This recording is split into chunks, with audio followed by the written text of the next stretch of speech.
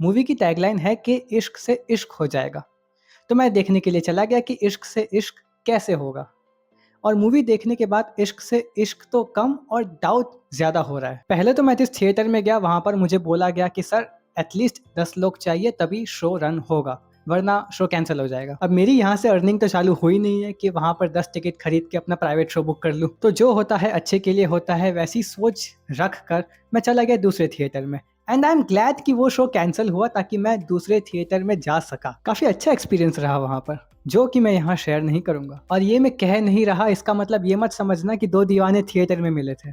घंटा ऐसा होता तो ये वीडियो लेट नाइट या कल मॉर्निंग में आता। और दीवाने से याद आया कि जो इस मूवी का टाइटल है दो दीवाने शहर में, वो कितनी जल्दी आकर निकल गया। मुझे वो रिकॉर्ड करने का टाइम ही नहीं मिला। मैं तो उसे एज अ रील अपलोड करने वाला था विद कैप्शन दो दीवाने शहर में, एक तो मैं हूँ, दूसरा कहाँ पर है। मूवी रोमांटिक ड्रामा जॉनरा की है, इसीलिए कॉमेडी पर उतना ध्यान नहीं दिया गया, क्योंकि कॉमेडी इस मूवी की उतनी इफेक्टिव है भी नहीं, बस एक जगह को छोड़कर। जब रोशनी अपने पापा से पूछती है कि अगर मैं शादी ना करूँ तो चलेगा, बस वहाँ पर एक जगह मुझे हंसी आई। बाकी पूरी मूवी में मैं तो बस ऐसे ही बैठा हुआ था। मूवी में चलो मृणाल ठाकुर तो ठीक है, पर नहीं हो पा रहा था रोमांस सिद्धांत चतुर्वेदी से। इनफैक्ट सिद्धांत चतुर्वेदी को छोड़कर इस मूवी में सबने अच्छी एक्टिंग की है।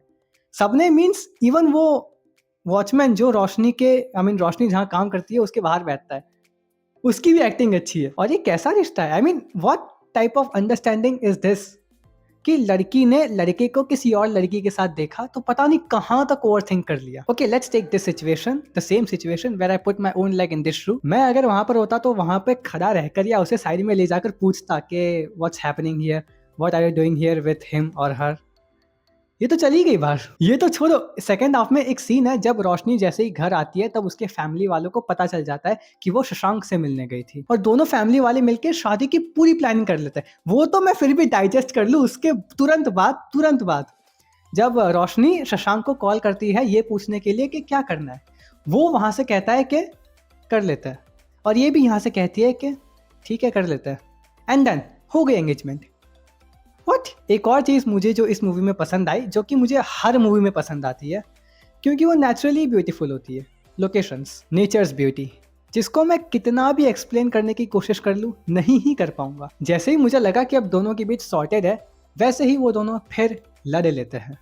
दूसरे पल सॉरी बोल के तीसरे पल फिर लड़ाई। I don't know about others but according to my thinking ऐसे तो कोई भी रिश्ता नहीं चलता, इवन दोस्ती भी नहीं चल पाती। ये मूवी वैसी है जैसे वो कहता है ना मीडियोकर टाइप, वैसी है।